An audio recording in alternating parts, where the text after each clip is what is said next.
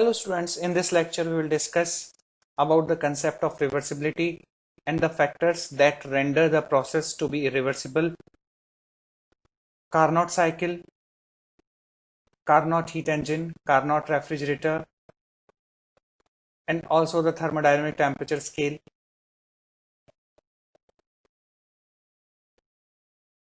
The second law of thermodynamics states that no heat engine can have an efficiency of 100%. Then question arises in our mind, what is the highest efficiency that a heat engine can possibly have? Now, to answer this question, we need to know an idealized process first, which is known as reversible process, the most ideal process. The processes that have been discussed at the beginning of our discussions in first law, they occurred in a certain direction. Once having taken place, these processes cannot reverse themselves spontaneously and restore the system to its initial state. For this reason, they are classified as irreversible processes. Once a cup of hot tea cools, it will not heat up by retrieving the heat it lost from the surroundings. If it can, the surroundings as well as the system, that is tea, would be restored to their original condition, and this would be a reversible process. So a reversible process is defined as the process that can be reversed without leaving any trace on the surroundings. That is, both the systems and the surroundings are returned to their initial states at the end of the process, means the reverse process. This is possible only if net heat and net work exchange between the system and the surroundings is zero for the combined, that is original and reverse process. Processes that are not reversible are called irreversible process. It is important point that a system can be restored to its initial state following a process, regardless whether the process is reversible or irreversible. But for the reversible processes, this restoration is made without leaving any net change on the surroundings. Whereas for irreversible process, the surroundings usually do some work on the system and therefore does not return to their original state. Reversible processes actually do not occur in nature. No real processes are reversible. They are merely idealization of actual processes. Reversible processes can be approximated by the actual devices, but they can never be achieved. That is, all the processes occurring in nature are irreversible. Then one must be wondering, then why we are bothering with such fictitious process? There are two reasons. They are easy to analyze, since a system passes through a series of equilibrium states during a reversible process. And second, they serve as idealized models to which actual process can be compared. Why engineers are interested in reversible processes? Because work producing devices such as car engines and gas or steam turbines, they deliver the most work, means the largest amount of work. And the work consuming device such as compressors, fans and pumps, they consume the least work when reversible processes are used instead of irreversible ones. Reversible processes are considered as the theoretical limits for the corresponding irreversible ones. Some processes are more irreversible than others. Means we can compare the irreversibility of two irreversible processes, that this particular process is more irreversible than the other one. We may never be able to have a reversible process, but we can certainly approach it. It is something like the chapter of limits that you have studied. You must have studied that sin x upon x, when limit x is tending to 0, it becomes 1. Now that x never actually reaches 0, that angle x never reaches 0, but it is something like that it is approaching.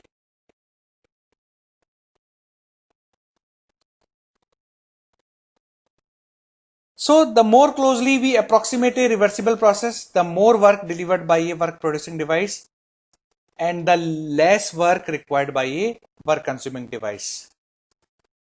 The concept of reversible processes lead to the definition of the second law, efficiency for actual processes, which is the degree of approximation to the corresponding reversible processes.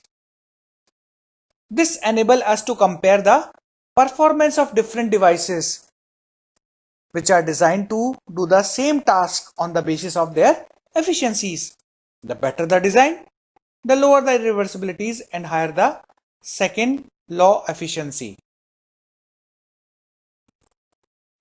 The factors that cause a process to be irreversible are called irreversibilities, and these include friction, unrestrained expansion means sudden expansion or compression, mixing of two fluids, heat transfer across a finite temperature difference, electric resistance, inelastic deformation of solids and chemical reactions, and many more. The presence of any of these effects renders a process to be irreversible. Irreversible process involves none of these. It does not involve heat transfer across finite temperature difference. Irreversible process never includes friction, never involves unrestrained expansion, never involves electric resistance, inelastic deformation of solids, and many more things. Some of the frequently encountered irreversibilities will be discussed, which are important from thermodynamic point of view, like friction, unrestrained expansion, that is sudden expansion and compression, and heat transfer between bodies with finite temperature difference. Friction is a familiar form of irreversibility that is associated with bodies in motion.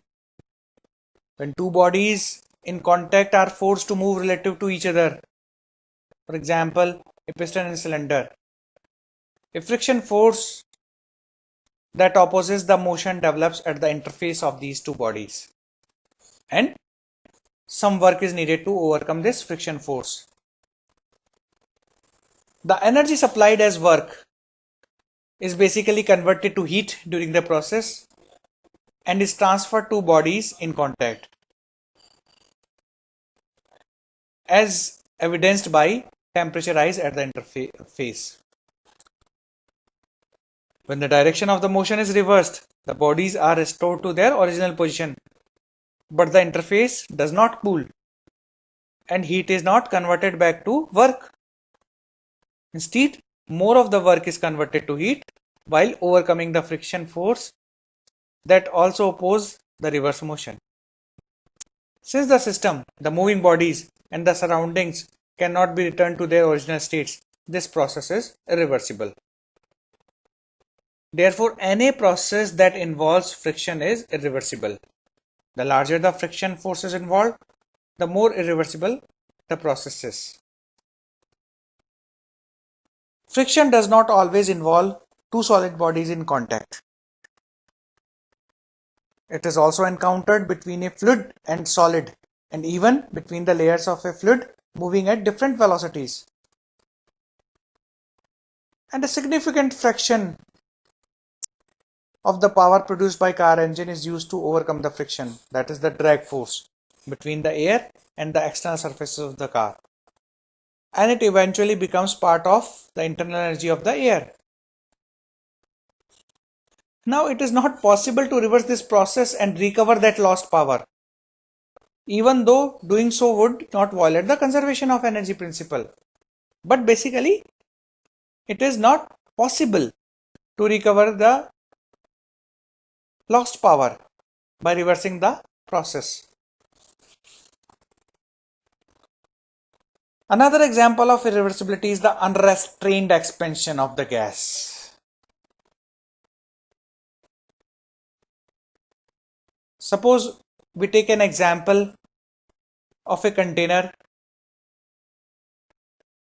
in which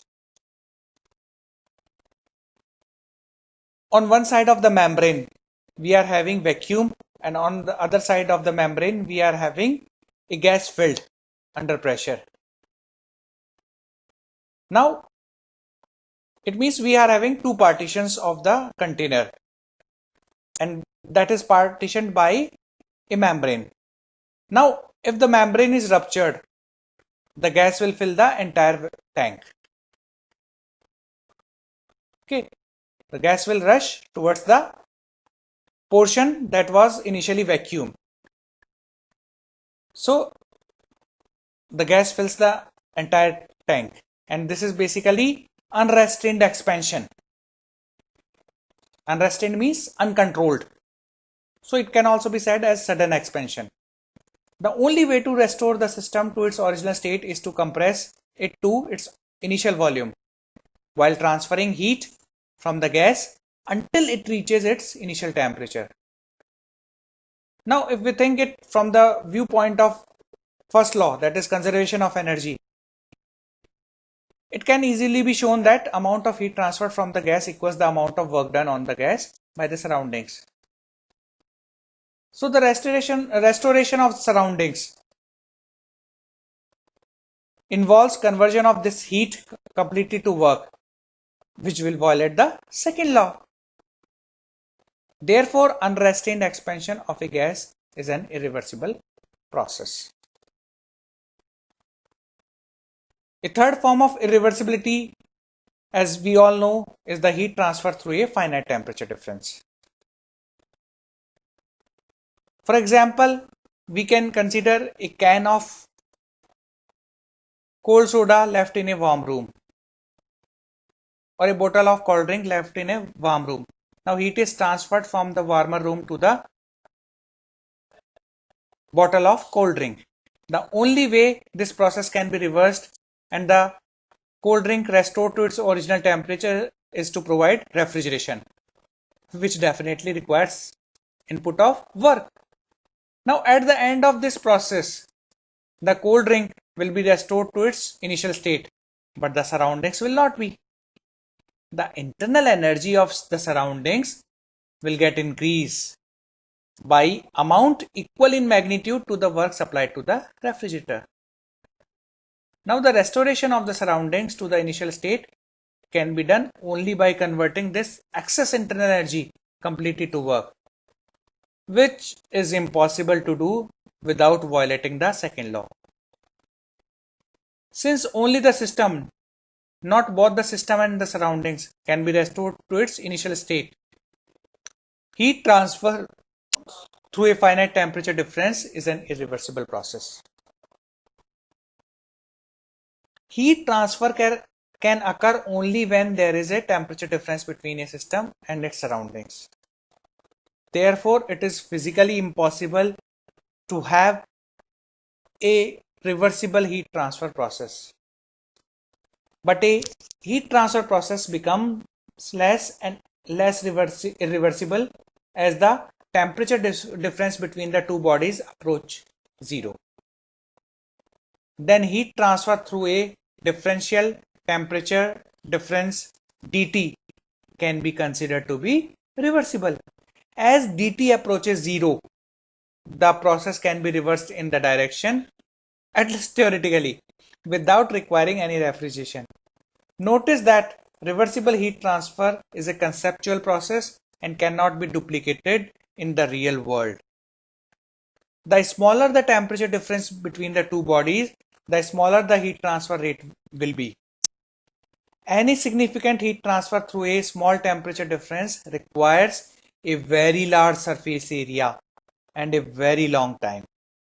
Therefore, even though approaching reversible heat transfer is desirable from thermodynamic point of view, it is impractical and economically not viable.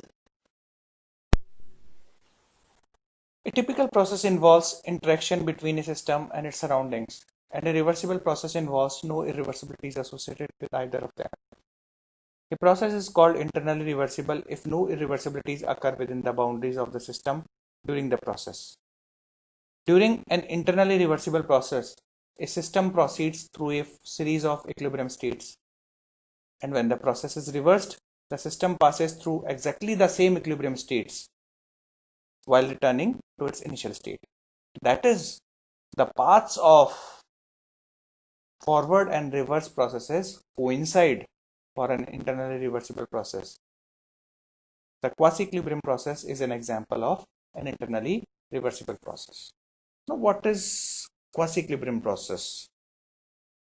Quasi word stand for pseudo, false, means which appears to be but which is not. Means quasi-equilibrium means the process which appears to be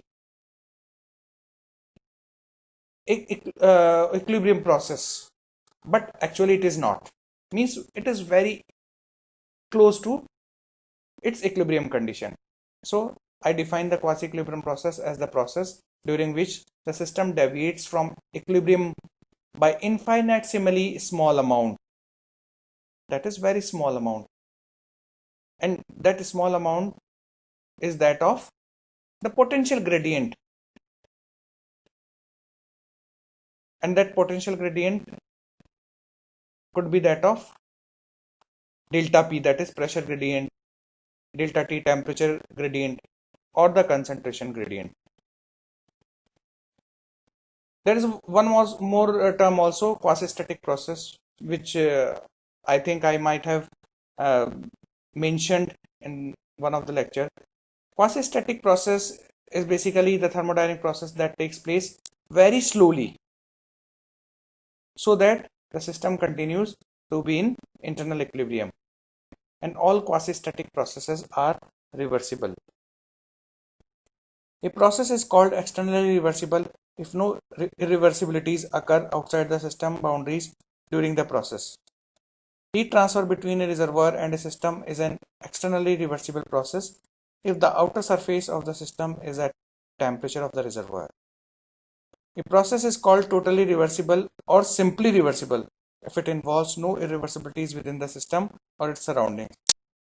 A totally reversible process involves no heat transfer through a finite temperature difference, no non-quasi-equilibrium changes, and no friction or other dissipative effects. Now, there was a engineer, French engineer, Carnot. So what he did, he devised one cycle, and his cycle was the idealized cycle. Why it was idealized cycle? Because it was containing 4 processes, and all the 4 processes were reversible. Reversible means their direction can be reversed, and from heat engine cycle it can be converted into refrigeration cycle. So he devised a cycle which was known as Carnot cycle. This was the most idealized cycle, and all the processes were reversible. He said that this cycle is going to give you the maximum efficiency if you utilize it for the heat engine cycles. Maximum doesn't mean 100%, let me tell you. Now, he said that I have given you the cycle, you can utilize this for heat engine cycles, and this is going to give you the maximum efficiency.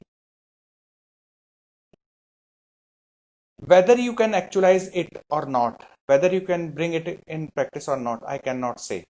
But if actualized or if brought into practice, this is going to give you the maximum efficiency among all the cycles on the globe. Similarly, he did one more thing. He reversed all the processes of his heat engine cycle and the cycle came to be known as reversed Carnot cycle, which can be utilized, or which is the most idealized cycle for the refrigeration systems.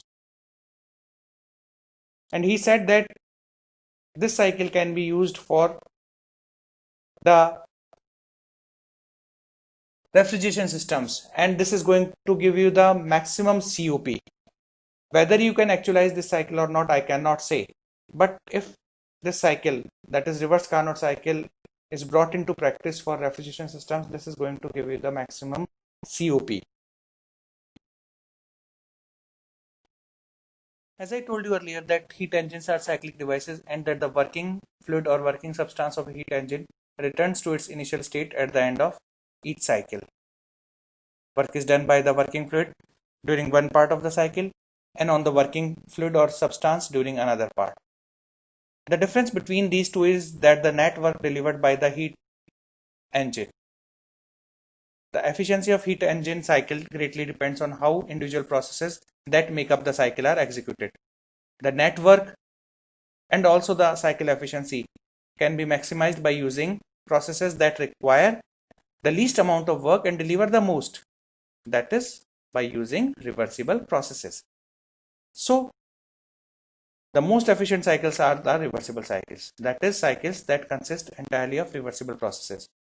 Reversible cycles cannot be achieved in practice because the irreversibilities associated with each process cannot be eliminated. However, reversible cycles provide upper limits on the performance of real cycles.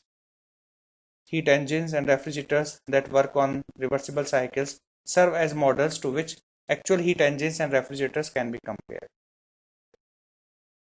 Reversible cycles also serve as the starting points in the development of actual cycles and are modified as needed to meet the certain requirements. The best known reversible cycle is probably the Carnot cycle, which was proposed by French engineer. The theoretical heat engine that operates on Carnot cycle is called Carnot heat engine. The Carnot cycle is composed of 4 reversible processes, 2 isothermals and 2 adiabatic. And it can be executed either in a closed or a steady flow system. So here we will consider a closed system that consists of a gas contained in an adiabatic piston cylinder device. The insulation of cylinder head is such that it may be removed to bring the cylinder into contact with reservoirs to provide heat transfer. Thus, the cycle is realized as a closed system cycle comprising of non-flow processes executing in a piston cylinder arrangement.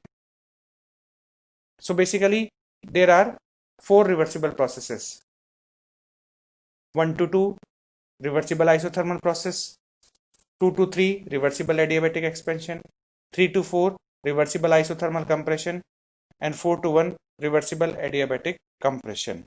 So these are the 4 basic processes of the cycle that comprises it. Now the reversible isothermal expansion, that is process 1 to 2. Here the temperature is TH. That is means temperature TH has to be maintained constant throughout this process. So initially means state 1. At state 1, the temperature of the gas is TH and the cylinder head is in close contact with the source of temperature TH, because it is the source at temperature TH that is supplying heat to the working substance inside the cylinder, and that working substance is nothing but an ideal gas or any other gas. The gas is allowed to expand slowly, doing work on the surroundings. As the gas expands, the temperature of the gas decreases. But as soon as the temperature drops by infinitesimally small amount, that is dT, some heat is transferred from the reservoir into the gas, raising the gas temperature to TH. Thus, the gas temperature is kept constant at TH. Since the temperature difference between the gas and the reservoir never exceeds a differential amount dT, this is a reversible heat transfer process. It continues until the piston reaches position 2, state 2. The amount of total heat transfer to the gas during this process is QH. So the source, the high temperature body, means it could be the products of combustion outside the system, that is supplying QH amount of heat to the working substance or working fluid, which may be a gas or particularly an ideal gas here in this case. So QH amount of heat is applied to that gas, that is working substance. Now reversible adiabatic expansion, that is process 2 to 3, and here the temperature drops from TS to TL. So at state 2, the reservoir that was in contact with cylinder head is removed and replaced by insulation so that the system becomes adiabatic. The gas continues to expand slowly, doing work on the surroundings until its temperature drops from TS to TL. The piston is assumed to be frictionless and the process to be quasi-equilibrium. So the process is reversible as well as adiabatic. Now next process, reversible isothermal compression, that is process 3 to 4, where TL is constant. At state 3, the insulation at the cylinder head is removed and the cylinder is brought into contact with a sink at temperature TL. Sink means low temperature body which is maintained at temperature TL. Now the piston is pushed inward by an external force doing work on the gas. As the gas is compressed, its temperature increases, but as soon as it increases by infinitesimally small amount dt, heat is transferred from the gas to the sink, causing the gas temperature to decrease up to TL. Thus the gas temperature remains constant at TL. Since the temperature difference between the gas and sink never exceeds a differential amount dt, this is a reversible heat transfer process, and it continues until the piston reaches up to state 4. The amount of heat rejected from the gas, that is working substance, to the low temperature body, to the sink, during this process is QL. The fourth process, that is reversible adiabatic compression, process 4 to 1, the temperature rises from TL to TH. State 4 is such that when the low temperature reservoir is removed, the insulation is put back on the cylinder head and the gas is compressed in a reversible manner. The gas returns to its initial state, that is state 1. The temperature rises from TL to TH during this reversible adiabatic compression process, which completes the cycle. The PV and TS diagram of this cycle are shown here on the slide. Remember that on a PV diagram, the area under the process curve represents the boundary work for a quasi-equilibrium, that is internally reversible processes. We can analyze, or we can see that the area under the curve 1, 2, 3 is the work done by the gas during the expansion part of the cycle, and the area under curve 3, 4, 1 is the work done on the gas during the compression part of the cycle. The area enclosed by the path of the cycle, that is area 1, 2, 3, 4, 1, is the difference between these two and represents the net work done during the cycle. We note that if we had acted such so as to compress the gas at state 3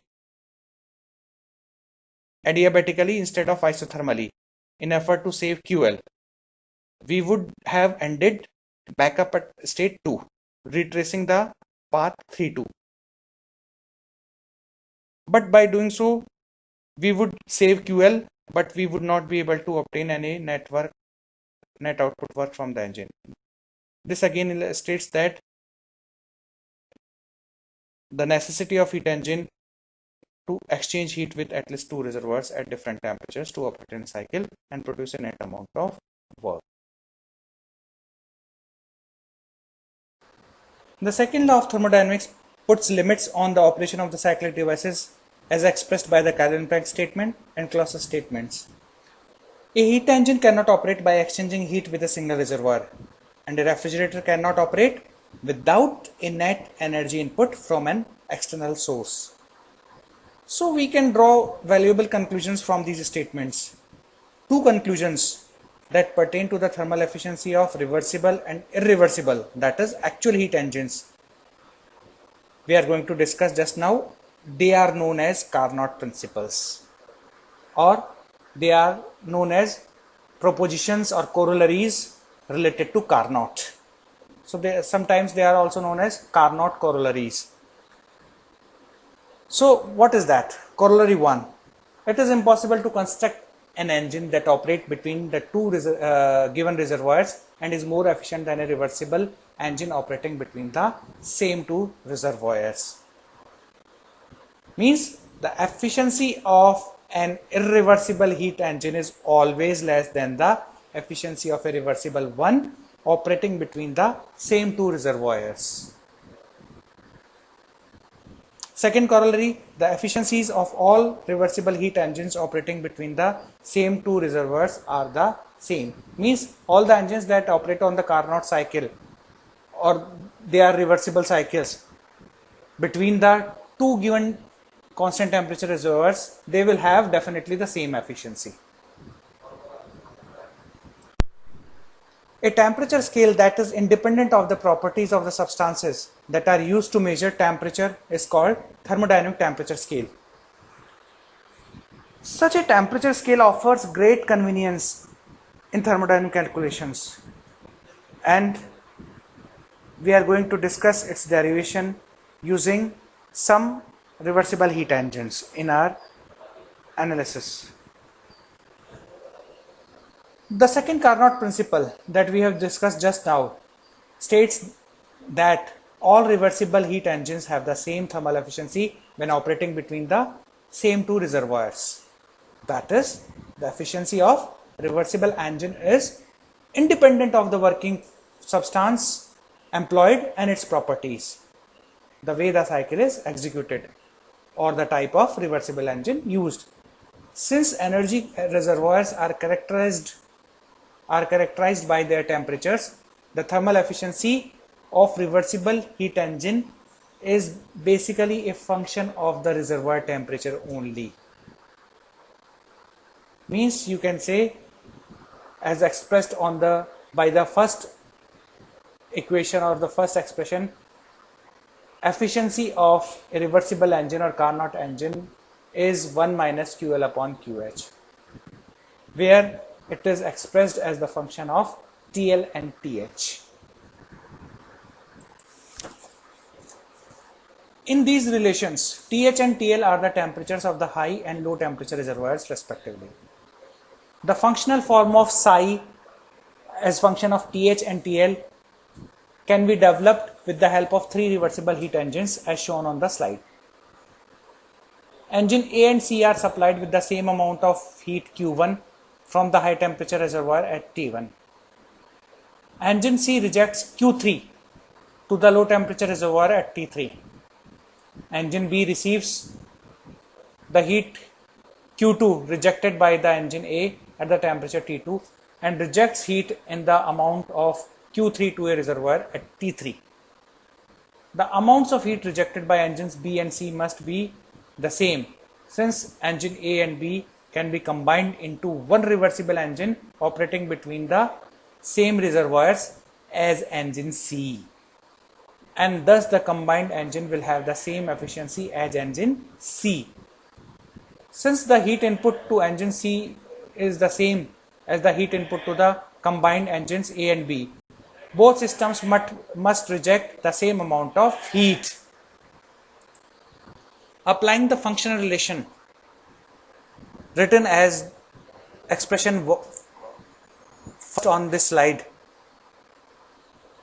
to all three engines separately, we get some more expressions like Q1 upon Q2 is equal to psi T1 T2. Q2 upon Q3 is equal to psi T2 comma T3. Q1 upon Q3 is equal to psi T1 T3. Now with these expressions we can also conclude Q1 upon Q3 is equal to Q1 Q2 upon Q2. Now it follows that psi T1 comma T3 is equal to psi T1 comma T2 into psi T2 comma T3. The left side is a function of T1 and T3 and not T2, and therefore the right side of this equation must also be function of T1 and T3 and not T2. Therefore this form of function must be such that psi T1 comma T2 is equal to Ft1 upon Ft2, and similarly psi T2 comma T3 should be equal to Ft2 upon Ft3.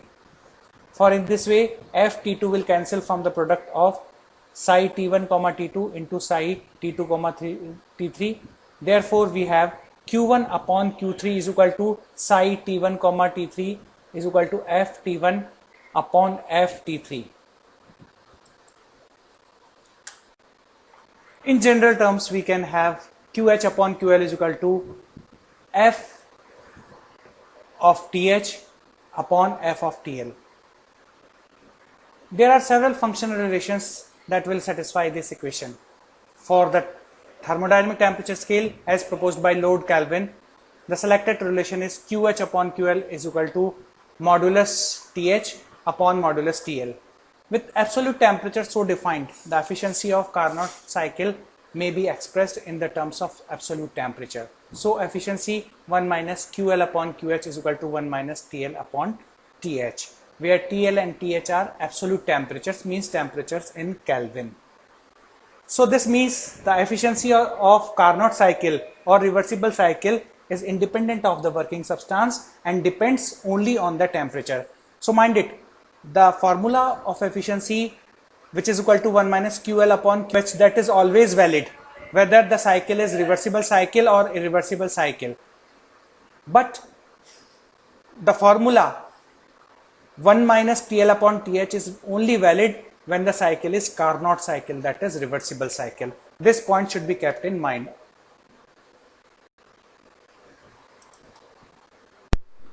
So to prove the equivalence of ideal gas and thermodynamic temperature scale, what we do? We assume an ideal gas as the working substance for the Carnot cycle heat engine. Let us consider a unit mass of gas inside the cylinder.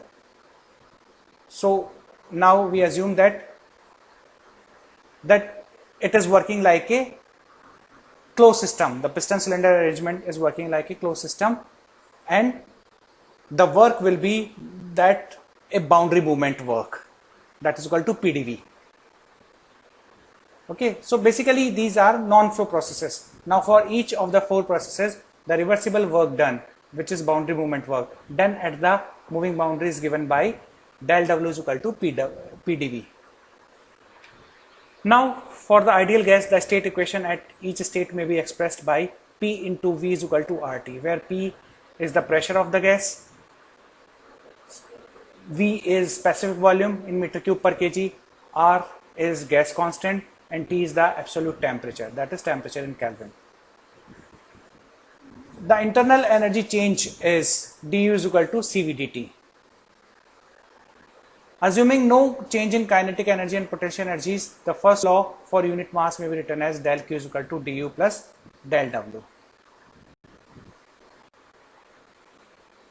Substituting the 3 previous expressions into this equation, we have for each of the following equation del Q is equal to CV dt plus RT dV upon V, or we can divide all the terms on left hand side as well as right hand side by T, and we obtain the expression as denoted by expression 3b, that is del Q upon T is equal to CV dt upon T plus R dV upon V.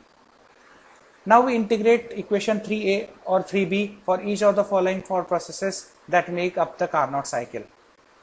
So integrating equation 3a for the reversible isothermal heat addition process, that is process 1 to 2, we obtain QH, which is equal to 1Q2, that is indicating the heat transfer for the process 1 to 2, means when the substance is changing its state from 1 to 2, that is process 1 to.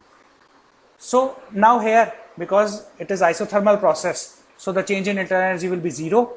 That is why first term on the right hand side is 0. Second term is that for the work part, in the equation third A, the second term will become RTH ln of V2 upon V1 by applying integration with the limits 1 to 2. Means the specific volume is changing from V1 to V2. Here RT part, if you see in the equation 3A, second term in the equation 3A, RT is acting like a constant because R is already a constant, it is a gas constant, and T, because the process is isothermal, so temperature is constant and that is equal to TH. So this RT product of R and T is basically acting as a constant, and if we integrate dV upon V, that will be log to the base E, that is natural log, and it will be ln of V2 upon V1. Integrating equation 3b for the reversible adiabatic, that is isentropic expansion process, that is process 2 to 3. So now since the process is adiabatic, the left hand side term will be 0. Now we integrate from the temperature TH to TL, as from state 2 to 3 temperature is changing from TH to TL. So now for the first term we apply Cv dt upon T, and the term is integrated from TH to TL, plus R ln V3 upon V2. Here R is constant, and if we apply integration from V2 to V3, then the term will be ln, that is natural log of V3 upon V2. Now integrating equation 3A for reversible isothermal heat rejection process, that is process 3 to 4. Here the working substance is rejecting heat to the sink, so it is basically negative heat, which is indicated in the equation 6, where we have put minus sign along with Q34, as it is the heat rejected. Okay, but since in the expression given by the thermodynamic temperature scale, we are just comparing the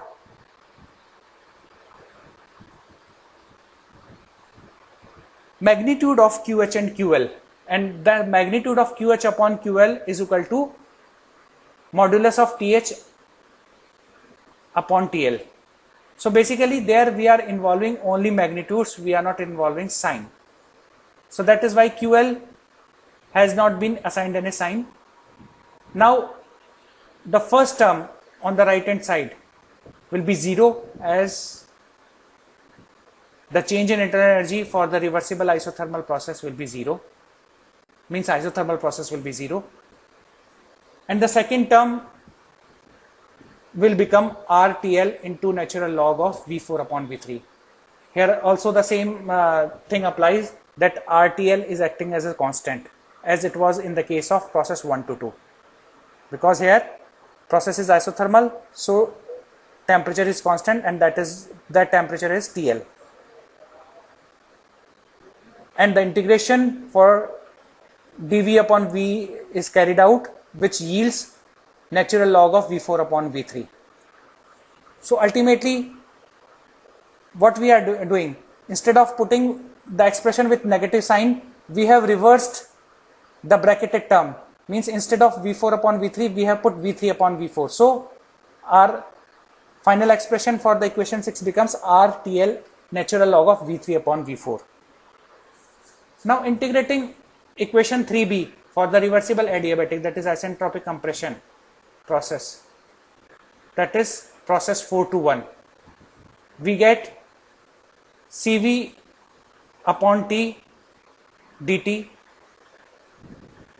and here the integration is from TL to TH, plus R ln of V1 upon V4, because here the change of volume is from V4 to V1.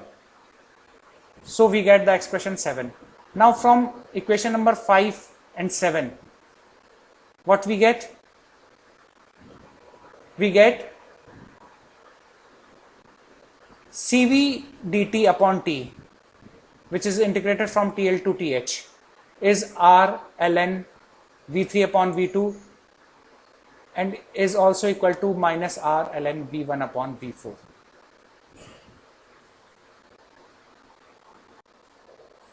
Therefore, V3 upon V2 is equal to V1 upon V4, or by cross multiplication we get V3 upon V4 is equal to V2 upon V1.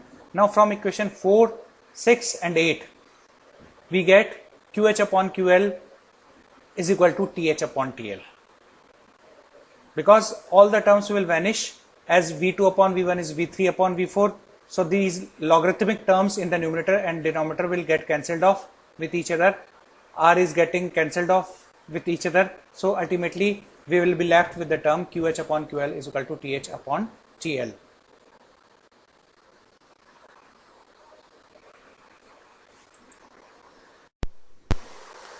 Now a point needs to be made about the significance of absolute zero temperature in connection with the second law and the thermodynamic temperature scale. Consider a Carnot cycle heat engine that receives a given amount of heat from a given high temperature reservoir. As the temperature at which heat is rejected from the cycle is lowered, then net work output increases and the amount of heat rejected decreases. In the limit, the heat rejected is 0 and the temperature of the reservoir corresponding to this limit is absolute 0. As for the reversible heat engine, we have found out that QH upon QL is equal to TH upon TL. So for a heat engine operating on a reversible, that is Carnot cycle, the efficiency is given by 1 minus QL upon QH, and that is equal to 1 minus TL upon TH. So basically this becomes the efficiency of Carnot cycle. As I told you earlier, the formula of efficiency 1 minus QL upon QH is always valid, whether the cycle is reversible or irreversible. But the formula of efficiency 1 minus TL upon TH is valid only for reversible cycles, only for Carnot cycle, because QL upon QH is equal to TL upon TH. This relation holds good only for reversible cycles. Now, for a Carnot engine to be 100% efficient, it is clear from the formula that it is only possible when TL is equal to 0 Kelvin, and that could be the theoretically lowest possible temperature of the sink, though it is not practically possible, because 0 Kelvin means minus 273 degrees Celsius. That is almost impossible. Now if neta is the efficiency of the engine, means whose efficiency has to be determined, means it could be a reversible engine, it could be an irreversible engine. Okay, and neta REV is efficiency of Carnot engine, that is reversible engine, and both are operating between temperature TH and TL. So if the efficiency of the engine is less than the efficiency of reversible engine, it is basically a reversible engine. And if the efficiency of that engine is equal to the efficiency of the reversible engine, then basically the engine whose efficiency we want to determine is a reversible engine. And suppose if it comes to our knowledge that the efficiency of the engine whose efficiency we are going to determine comes out to be greater than that of a reversible engine operating between the same temperature limits, that is quite impossible. So what happens sometimes in numerical problems, it is asked to determine whether the given engine is irreversible or reversible. So what is given in the question? Temperature limits are given of the two reservoirs. So by those temperature limits, you can determine the efficiency of a reversible engine which is operating between the two temperature limits. Those are given in the question. So by that you will come to know that what will be the efficiency of a reversible engine if it operates between these two temperature limits. Now, based upon the energy data, means either they can give the net work output, or they can give the amount of heat supplied to the engine, that is QH, or they can give the QL, that is amount of heat rejected by the engine. So by these parameters you can determine the efficiency, and if this efficiency is equal to the reversible engine's efficiency, it is reversible engine. If it is less than the efficiency of reversible engine, then the engine whose efficiency we have determined with the help of energy terms, that is basically irreversible engine. We will take up a numerical problem in our numerical session regarding this.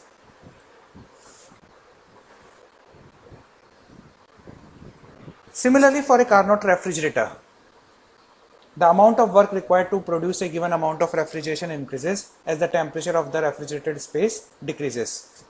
Absolute zero represents the limiting temperature that can be achieved, and the amount of work required to produce a finite amount of refrigeration approaches infinity as the temperature at which refrigeration is provided is zero. So for the reversible refrigerator, you can say Qk upon Q0 is equal to Tk upon T0. For a refrigerator operating on reversible, that is reversed Carnot cycle, the COP is given by Q0 upon W, and that is equal to Q0 upon Qk minus Q0, as W is equal to Qk minus Q0. Now we divide both the terms, means that of numerator and denominator, by Q0, and we get expression as 1 upon Tk upon T0 minus 1, which can be simplified and written as T0 upon Tk minus T0. So basically this will give us the COP of Carnot refrigerator. So the formula of COP for a refrigerator in the terms of temperature, which is given as T0 upon Tk minus T0, that is only valid if this refrigerator is operating on reverse Carnot cycle, or you can say this is a reversible refrigerator. So for a Carnot refrigerator, in the case of lowest possible refrigeration temperature T0, which is equal to 0 Kelvin, then COP will be 0. And in the case of highest possible refrigeration temperature, means when T0 is equal to Tk, means ambient temperature, then COP would be infinite. Now for a heat pump operating on a reversible, that is reversed Carnot cycle, the COP is given by the formula Qk upon W, and it can be written as Qk upon Qk minus Q0. Now dividing both the terms means numerator and as well as denominator by the term Q0, we get the expression in terms of temperature, which if simplified leads the formula Tk upon Tk minus T0, which is basically the COP of a reversible heat pump. And from here also you can prove mathematically that COP of heat pump is equal to COP of refrigerator plus 1. So it is always valid that COP of a heat pump, whether it is reversible or irreversible, it will always be equal to the COP of the corresponding refrigerator plus 1. So for a Carnot heat pump, COP of heat pump is varying from 1 to infinity.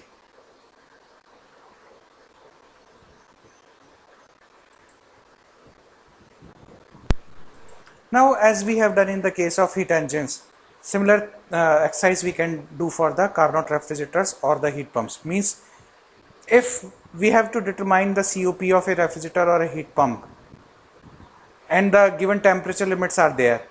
So first of all, we will determine the COP of the refrigerator or heat pump for the reversible case, that is for the Carnot refrigerator, with the help of temperature limits given in the question. Now, after determining the COP of Carnot refrigerator or Carnot heat pump, we can determine the value of COP of refrigerator or heat pump whose energy data are given.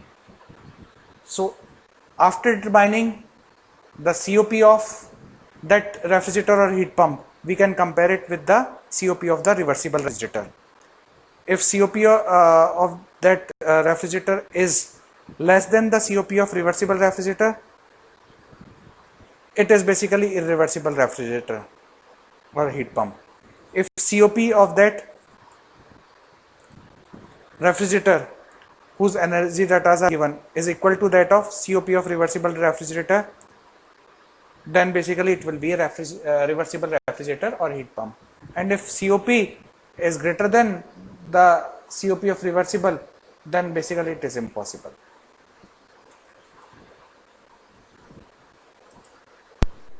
So in this lecture we have discussed the concept of reversibility, internal irreversibility, external irreversibility, and we have also discussed thermodynamic temperature scale as well as the equivalence of ideal gas and the thermodynamic temperature scale.